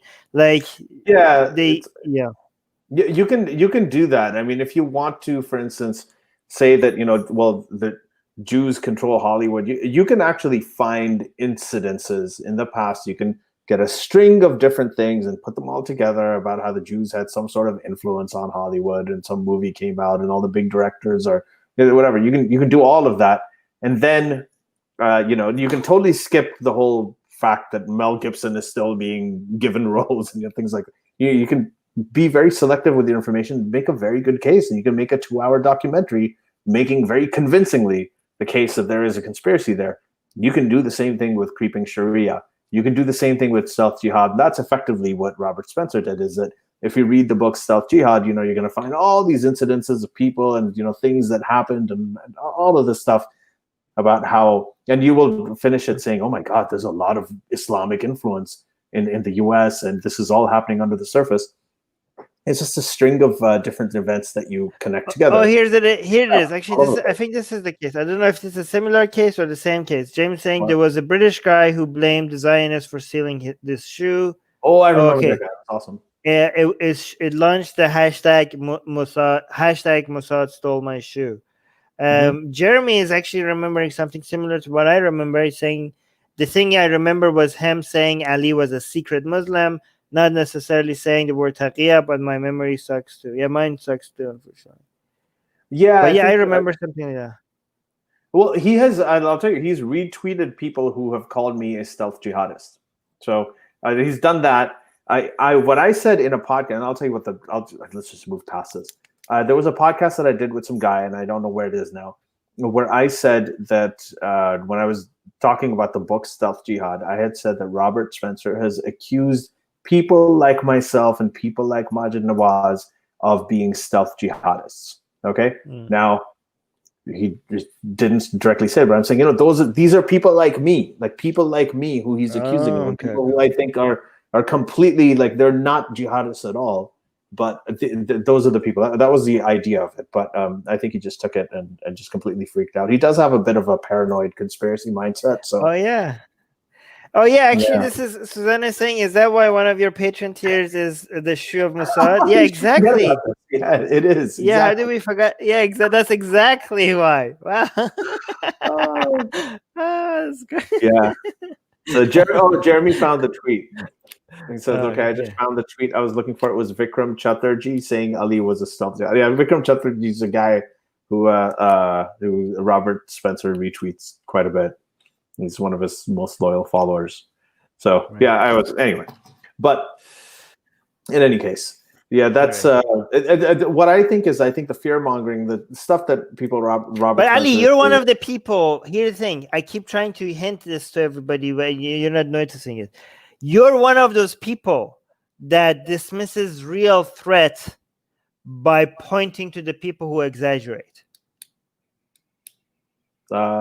Dismisses a real threat by pointing. Oh, you're talking about the cancel culture thing? And, not just that. No, on other things as well, right? So I'm trying to. Here's the thing: there's a lot of people that you and me point to of, for fear mongering, both on woke dogma and also this whole Islamic influence, right? But almost every. Here's the thing: you are closer to the people who love the label. Like, I consider myself left-leaning. You consider yourself left-leaning as well, but you are a little bit more married to that identity, okay? And I think that you more push the narrative more when it comes to pointing out the fear-mongering without adding after, okay, yeah, they are fear-mongering, but here's some actual genuine threat. For you know what I mean? Like, you don't. Oh, I know what you mean. Yeah. You are one of those people that I think dismisses many times, where again, you don't. Sometimes, to be fair to you, like, you do point out, like, you do go out and point out real issues, and you actually say, like, oh my god, look how these idiots are not being racist against white people. So I see you do that. Or I also see that when Islam is having some influence in some places, you do point it out, right? But overall, it seems like your main agenda is to point out the exaggerations and the fear-mongering, over pointing out where the threat is real. You know what I mean? I'm not saying, even if I'm wrong about that, that's what the vibe that you give. Yeah, I get that, and I understand it too. And I get why you would think that as well, and maybe there's something to it. I'll look into it, but here I'll explain an example of what it is, and this applies to the whole woke thing we talked about last week, as well as this whole Sharia law topic. So, for instance, I think Sharia law is an incredible threat. It is one of the worst things in the world, right? It's absolutely horrendous. People who've lived under Sharia law, they know it. When I grew up in Saudi Arabia, they had the strictest Sharia law there. I know how horrifying it was, and I know how terrible it was for everybody involved. Okay, so Sharia law is a terrible, terrible thing. Now, when you say is Sharia law a threat to the U.S., right? I would tell you that it is probably on a very, very low scale, especially nowadays, a threat to the U.S. At one point, there was more of a danger of it. Right now, I don't think there is. Okay? That does not mean when I say that I don't think it's that big a threat to the U.S. Okay, so I'm going to say two things about this. When I don't think it's a big threat to the U.S., that doesn't mean I'm not saying Sharia law is an absolute horrific, one of the worst threats ever if it's spread. I think the same thing. This was the case I was trying to make last week about all this woke stuff. I actually think it's a terrible thing. I think it's dogmatic. I think it's basically a religion. I think it's irrational. I think it has all of the bad elements that any religion does. But do I think it's a threat? I think that it had. Don't open that. You're gonna I get won't. me. I won't. I'm not. We already talked about this last week, so I'm not going to go in. I'm just going to say my position is that I thought, and these guys disagree with me, that it is something that is now on the decline. Now that mainstream liberals are pushing back with it, and they're getting political. Okay, I'm just gonna have to say this. And No, you can't you can't just say that. And being on the decline, that doesn't mean that the level that it's at right now is not high. Those again, people. Here's basic logic for you guys. These two statements are not mutually exclusive. The level could be very, very high while it's on the decline at the same time. These two positions do not contradict each other. Yeah, and it is on the decline because of people like Armin, because of the people who've been pushing back against it, including myself, by the way.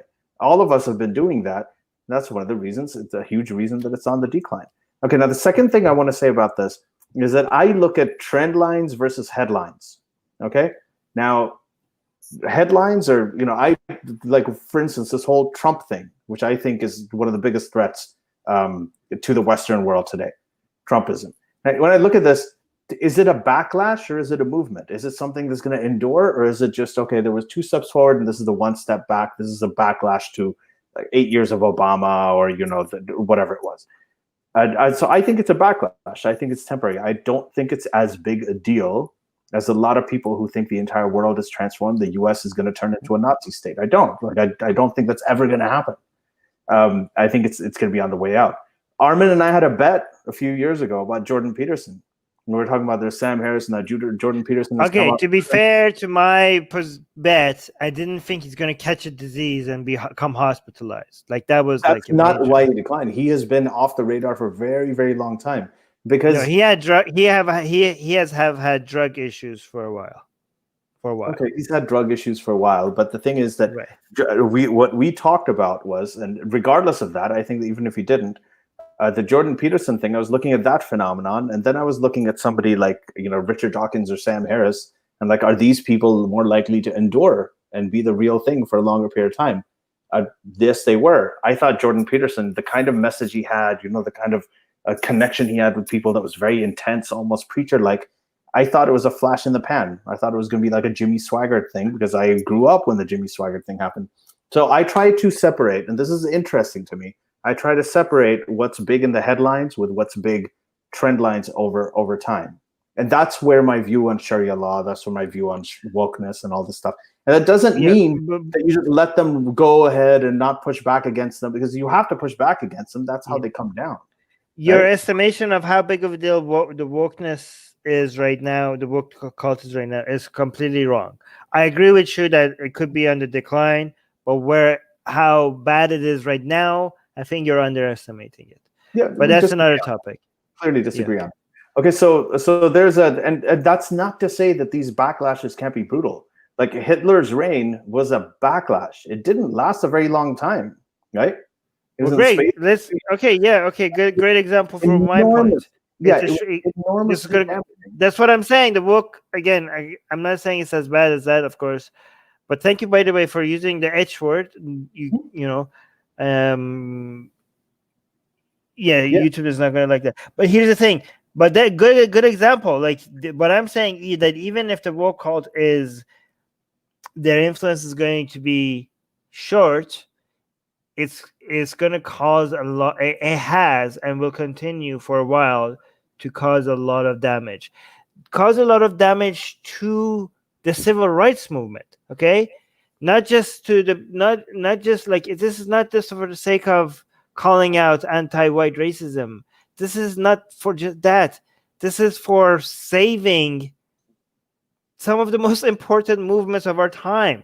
You have to understand that it's not just about what they can do. It's also about the perception that they are causing of new generations of people and what they think, the narratives, what they think about women rights movements, gay rights movements, trans rights movements, minority rights movement. That image, even after the woke cult is gone, that image of these movements will endure, right?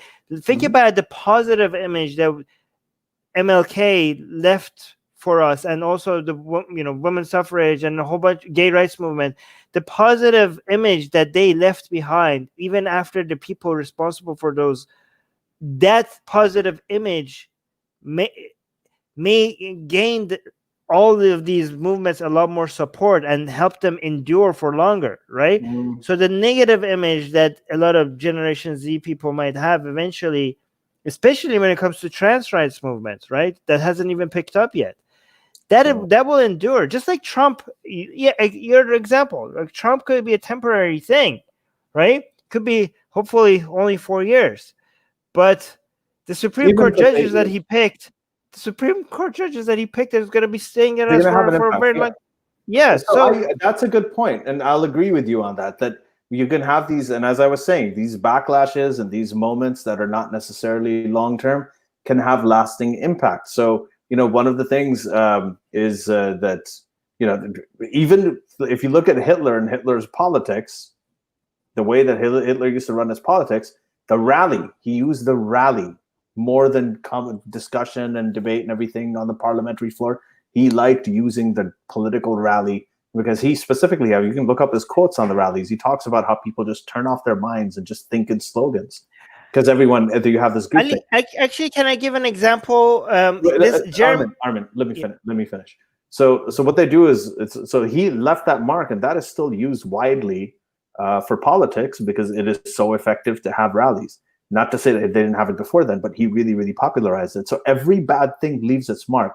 And then after this, you can go on.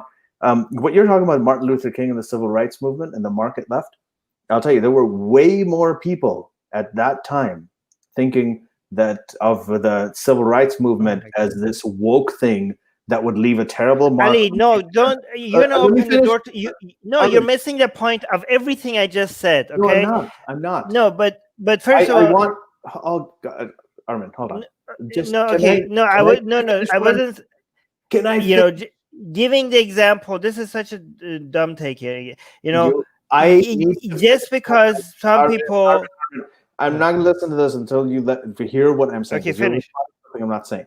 So what we're doing is there are people who thought about it that way. Okay, that doesn't mean that there weren't negative sides to it. There was a militant part of it, the Malcolm X thing, the Nation of Islam, Louis Farrakhan, that were terrible. They left a mark that is still influential, and that wasn't a good part of it. But for the most part, it was good. Now, trans rights thing, right? When you put, I don't care about people say, well, you're woke if you put pronouns in your bio. Like, who gives a shit about pronouns in your bio? Like, that doesn't make a difference. Okay, there are certain things that can be categorized as that, other things that aren't. But go ahead. All right. We're basically like people saying, "Oh, look, these kids." Can you be quiet? See, you tell me not to interrupt me, but when you constantly interrupt me, even though you call out me interrupting you, right? So let me speak. Can you be quiet for 5 seconds, right? You can't even do it for even in my opening. Me to be quiet for another 5 minutes before you start speaking. Oh my God! See, you can't do it. You just can't do it, and then you call me out when I do it. You can't do it, and you call me out when I do it. You just can't.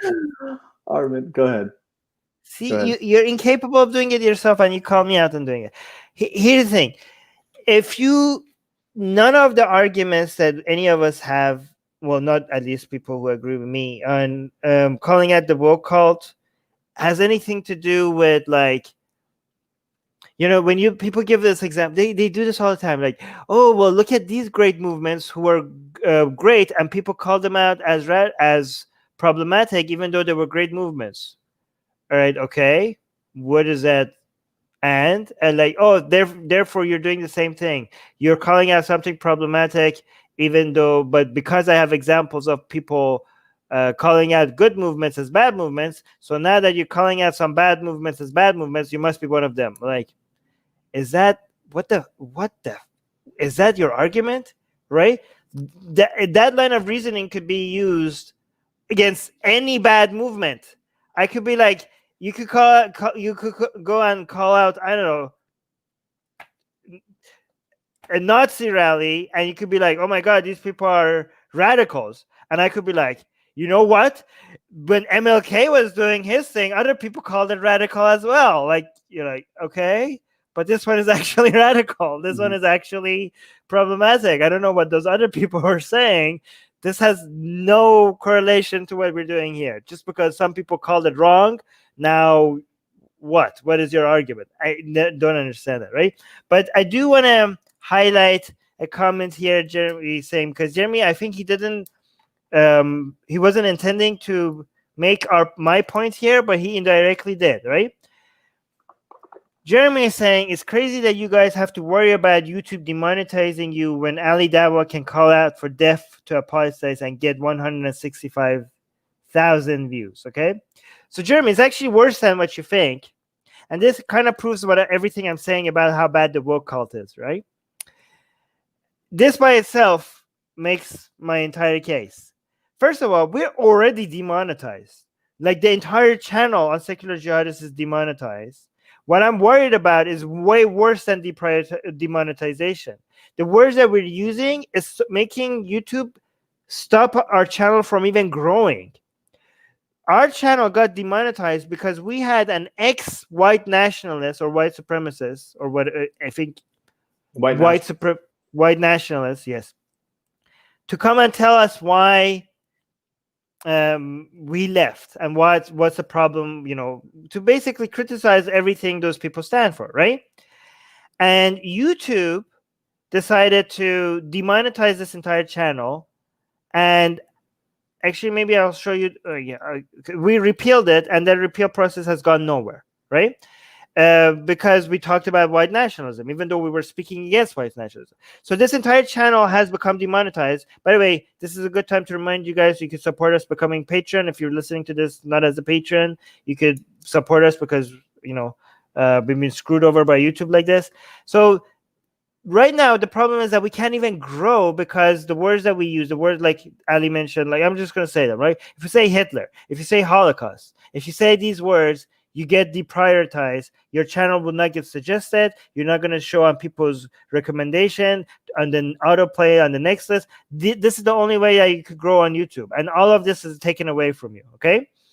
And why is this happening? Why is Ali Dawah could call out for the death of ex-Muslims and he's monetized and his channel is growing, but we have to be worried about using some trigger words, and we can not even get anywhere close to where Ali Dawah is getting with his audience, right? Because of the woke cult, because of their goddamn influence, their ideology has managed to influence the community standards and algorithm of a giant company, of the force that is Google, has bent the knee to what we refer to the woke cult. If you have that much power, so that it we're being directly influenced by this cult, and it's like, I don't think this is a big deal. Like, we've been fucked by these people, Ali. Me and you have been directly fucked by them, and you're like, that's not that big of a deal. We're like, how? Yeah. Armin's right. Actually, this is a big problem with the woke cult, and which is why it's a really, really good thing that the pushback against them is working, and we're not going to have to worry about them for a very long time, for the future, for too much longer. Which is all I'm saying. Like it is. This is something that's different. I actually found out. Okay, this is not for public consumption, but I found out something insider stuff about YouTube, which I'll tell you after we're off the air. But it is, yeah. So I think that these things are going to change, and I think I actually know that they're going to change also with YouTube and with a lot of these social media companies as well. They've been called out a lot for having a liberal bias, and conservatives are upset because they get banned and shadow banned and all this stuff. So some of that is actually taking hold, and it's working. So the pushback against the woke thing is good, and the woke, like Sharia, horrible cult, but it's not going to endure. Is it really working? Let me show you people how it's working. Okay? No, not yet. Yeah. I'll tell you afterwards offline. I can't. Like I've been. Hold on. Let me show you how it's working, guys. Let me show you. Let me actually share my screen with all of you guys. Okay. So, we do have 15 minutes, minutes, so we should get to the. No. I just want to share my. Hold on. Share screen. This is how it's working, guys. I'm sharing our channel monetization on Secular Jihadists, right? So it says your reapplication is under review. All of this happened because we talked about white nationalism on this channel, okay? This is very useful anecdotal information, by the way. But go ahead. Anecdotal, yeah. Google is just this tiny company that that has bent the knee to the woke call. It's just one example of a small issue. Yeah, sure. Okay, hold on. I just want to use this as an excuse to get more patrons. So let me do this, okay? So I could tell people see us as victim and be like, oh, poor you guys. Here's some money. Here's some patronage. We have to play the victim a little bit. Yeah, we have to play the victim here. You reapplied on April 30th, 2020. So due to the recent global events, please expect delays in application. So here's the thing. Atheist Republic now has, I see the difference. Now I'm playing their game. I'm dancing their dance. I'm trying not to say that I'm doing my research on the things that the taboo words. See, we left Islam because of this crap. And now, instead of worrying about what God thinks of me, I have to think about what YouTube thinks of me. Okay, I'm like, dear YouTube, dear my Lord and Savior, what are these naughty words that I cannot say? Please tell me. And I'm dancing their dance, I'm playing their game, and now Atheist Republic is monetized. Okay, and we're getting members. Okay, and this is what we're not getting on Secular Jihadists. People cannot join as members to support this channel, and our channel is still under 10,000. But even on Atheist Republic, we're not getting you can compare it to other. God damn it. The amazing thing about this is, the amazing connection about this is that for the longest time, but the far left and what a lot of the people are the woke crowds, they always talked about how corporations are way too big and they have way too much influence. And which is exactly what is happening. This is the consequence of it. But now they are one of the influences. So, but I know a lot of them are Marxists and hate big corporations, and they realize this contradiction, and I know I follow these people. Okay, they love the fact that they have these. They love it, and they have their excuse for it, right? They sound exactly like the far right, the alt-right people who are against free speech, but they say, well, why we're not in power, we use the tools of the enemy against them. And then once we're in power, we'll take free speech away from them. That's what the far right people say. And this is what the woke cult says as well. Like, yeah, we're gonna burn these big corporations to the ground once we're in power. But in the meanwhile, if we could intimidate them into accepting our will, we'll do that. So they don't see this as a contradiction. And meanwhile, people on the right, a lot of people on the right, they are actually complaining about how the corporations have gotten too big. They're taking that. So this is a kind of unity. It's coming. There's a little bit of ideological unity happening, except these groups still hate each other. Horseshoe theory. Huh? It's still kind of a version of the horseshoe theory. No. Yeah, it is a version of the horseshoe theory. Okay, guys, we're good. Let's we've got 13 more minutes, so let's see if there's any patron questions, if you guys have any or comments.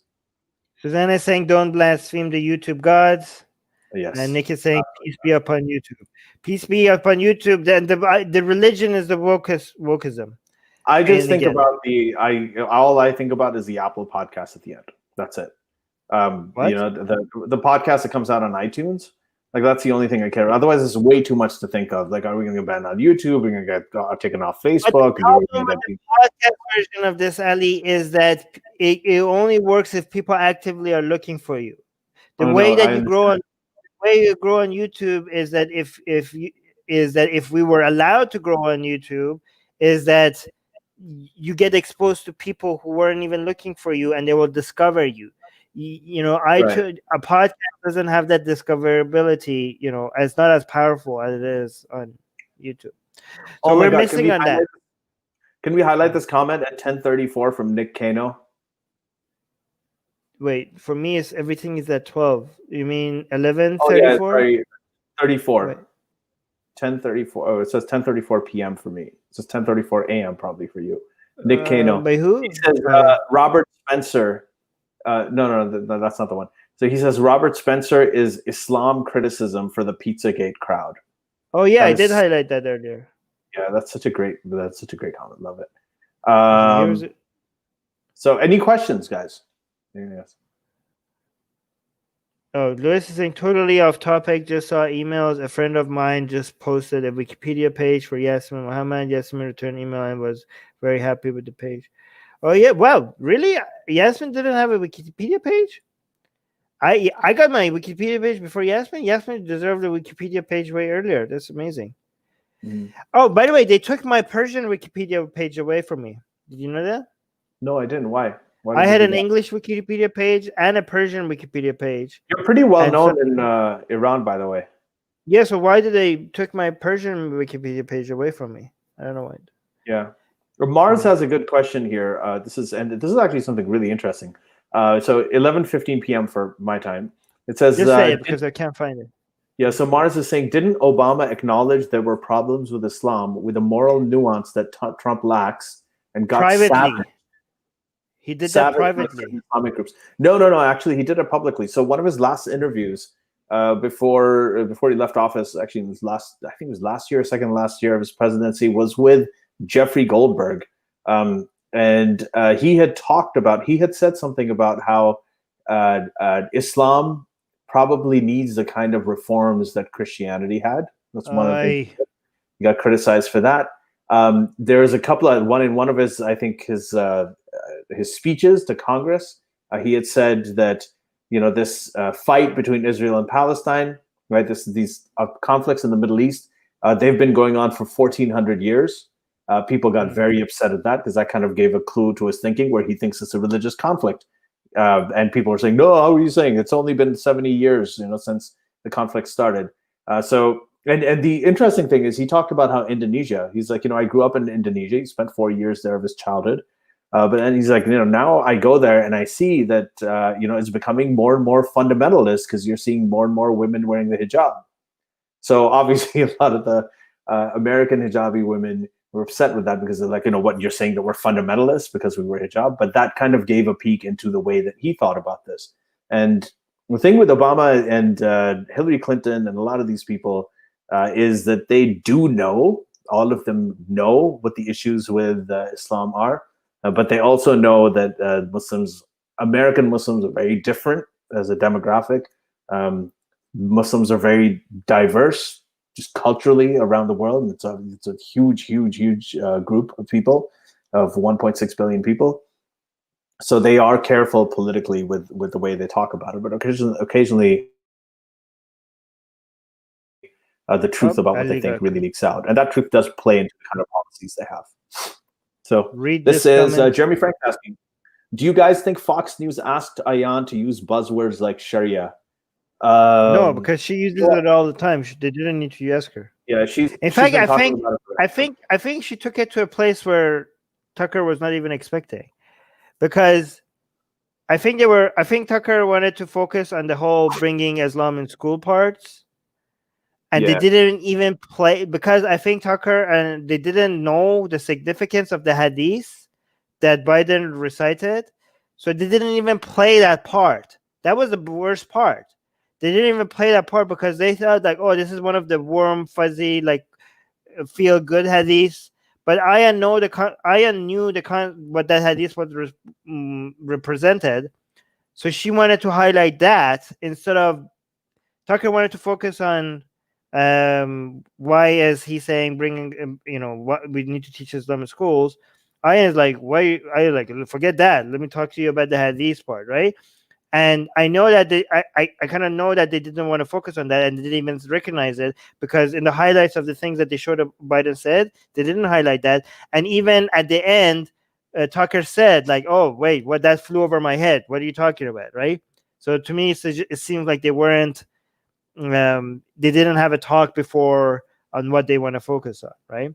And yeah, Sharia is something that Ayaan mentions a lot, I think, right? So I don't think that's something.